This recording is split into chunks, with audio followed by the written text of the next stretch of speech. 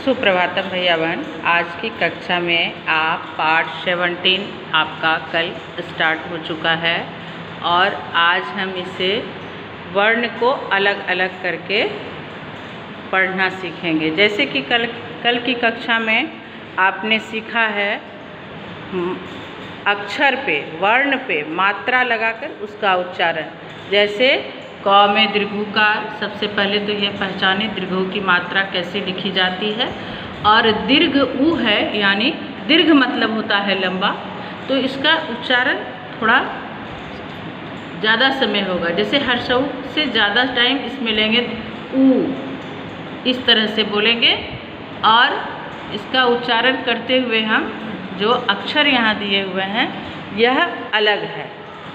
जैसे भ में आकार, ल दीर्घू भालू, फ दीर्घू ल फूल, त र ब दीर्घू ज तरबूज, ज दीर्घू त आकार जूता,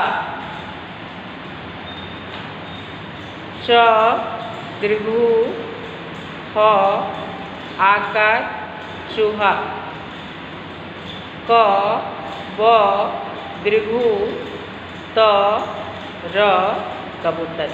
इस तरह से सारा जो अक्षर है इसको अलग अलग करके लिखा हुआ है।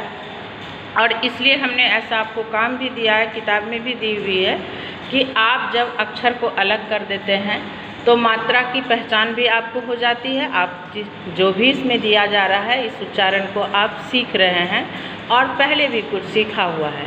तो इससे आपको जब अक्षर को अलग कर देते हैं तो उच्चारण करना और भी आसान हो जाता है और अच्छे से हम मात्रा का उच्चारण सीख जाते हैं। इस तरह से अलग अलग करके आप देखेंगे, अलग अलग में जोड़ का पहचान भी दिया हुआ है। तो आप जोड़ को बोलेंगे चाहे नहीं भी बोलेंगे, कोई बात नहीं है। आप कोशिश करेंगे कि जोड़ को नहीं भी बोले, लिखने के समय लिखना है आपको, क्योंकि सबको जोड़ के ही हम यहाँ पर लिखते हैं। इसलिए ये अलग है, इसे अलग अलग करके लिखें और जोड़ का चिन्ह बगल देते चलें। और पढ़ते समय आप जोड़ के चिन्ह को नहीं भी बोलेंगे तो कोई बात नहीं है। धन्यवाद। आज की कक्षा में यह काम है, इसे आप अच्छे से करिए और बोल बोल के ज़रूर पढ़िए, क्योंकि अगर आप लिख लेते हैं काम को तो ठीक है, बहुत अच्छी बात है, आप लिखना सीख गए। लेकिन अगर आप उसे पढ़ना नहीं सीखेंगे तो समझिए वो ज्ञान आपका अधूरा हो रहा है। आप उस चीज़ को भूल जाएंगे, तुरंत भूल जाएंगे। लेकिन अगर आप लिखने के बाद उस चीज़ को पढ़ लेंगे तो ये आपका पूर्ण ज्ञान होगा। फिर जब याद करके उसको लिख लेंगे अपने मन से, तब समझिए कि आपने उस चीज़ को सीख लिया है। इसलिए लिखना और पढ़ना कक्षा कार्य को बेहद ही अनिवार्य है। धन्यवाद।